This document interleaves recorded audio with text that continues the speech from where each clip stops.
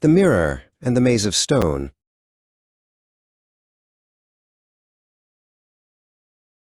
Deep in a silent garden, no birds sang. Here, brave men stood like cold rocks, frozen in terror. They had dared to look upon the monster with snakes for hair. One glance from Medusa's glowing eyes turned warm skin to heavy stone. She was the queen of a graveyard where no one ever died, yet no one lived. In a faraway kingdom, King Polydectes wanted Perseus gone. He gave the young hero an impossible task: bring me the head of Medusa. It was a trap, a journey to certain doom.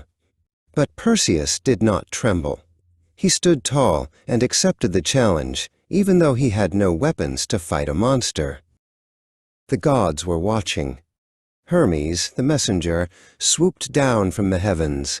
"You cannot walk to the end of the world," he said, handing Perseus a pair of golden winged sandals. "And you will need this curved sword to strike true."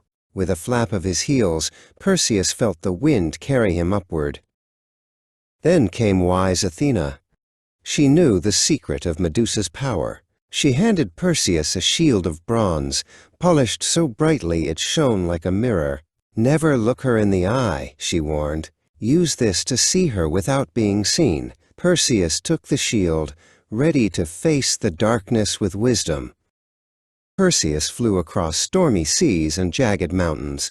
The wind whistled in his ears as the golden sandals hummed with magic. He felt the weight of the task ahead, but the gifts of the gods gave him strength. Finally, he reached the edge of the world, where the sun never shone and the air felt like ice.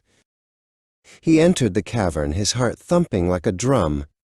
The ground was littered with the stone remains of heroes who had failed.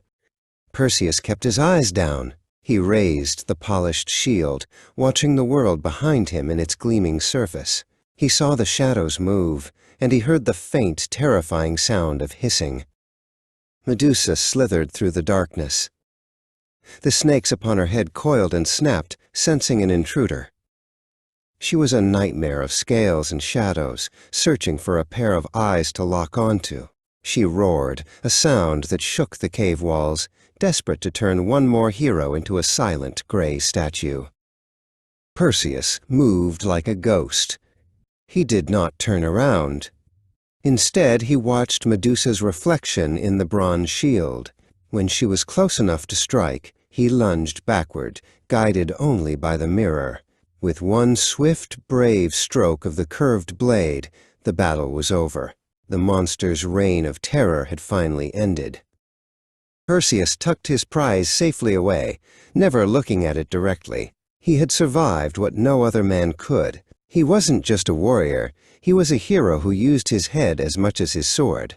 He flew back home, the shadows of the cave replaced by the bright, rising sun of a new dawn. Perseus proved that even the most terrifying monsters can be defeated with help and a clever plan. He returned a hero, his name echoing through history. Courage isn't the absence of fear, but the wisdom to overcome it. Tell me, brave reader, what impossible task would you attempt with the gods on your side?